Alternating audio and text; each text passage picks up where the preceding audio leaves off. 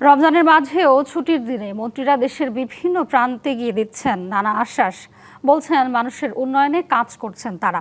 নতুন সরকার দায়িত্ব নেয়ার পর আইনশৃঙ্খলা পরিস্থিতি ভালো রয়েছে বলেও মন্তব্য করেন তারা। স্থানীয় সরকার মন্ত্রী বলেছেন পুলিশ হত্যার তদন্ত নিয়ে স্বরাষ্ট্রমন্ত্রীর বক্তব্যই কার্যকর হবে।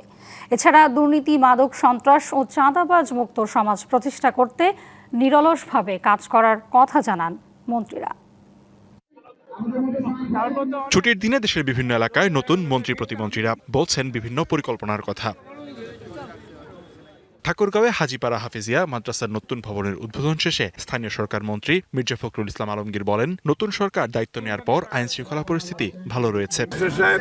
স্বরাষ্ট্রমন্ত্রী যেটা বলেছেন সেটাই হবে, এবং যেহেতু তদন্ত হচ্ছে তারপরে যদি প্রয়োজন হয় এখন তো এটা মূলত তো আপনার আদালতে আছে। বরিশাল সার্কিট হাউসে জেলা পর্যায়ের সরকারি কর্মকর্তাদের সাথে সভা শেষে তথ্যমন্ত্রী জহিরুদ্দিন স্বপন বলেন, জবাবদিহিতার পরিধি নির্ধারণ করে সর্বোচ্চ স্বাধীনতাকে নিশ্চিত করা হবে।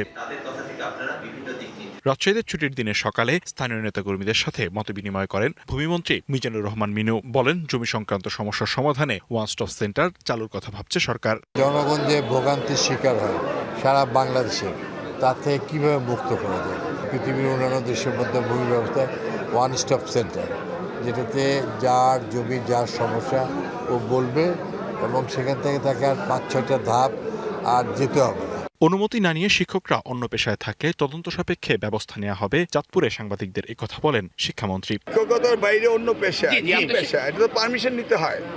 এটা সরকারি নিয়ম যে পারমিশন না নিলে এদের ভিতরে ইনভেস্টিগেশন হবে। আপনি যদি সিনসিয়ারলি অনেস্টলি রিপোর্টিং করতে থাকেন, আমরা সেই রিপোর্টিংগুলি দেখে ব্যবস্থা নেব। সুনামগঞ্জের ধর্মপাশা উপজেলায় ফসল রক্ষা বাঁধ পরিদর্শন করেন পানি সম্পদ মন্ত্রী। বলেন, ভবিষ্যতে বাঁধ নির্মাণে আর দুর্নীতি হবে না। প্রতি বছর যেন এই কাজগুলা খুব সুন্দরভাবে হয়। বিকাশ পেমেন্টে 10,000 টাকার বেশি অফার। শপিং চলছে তো,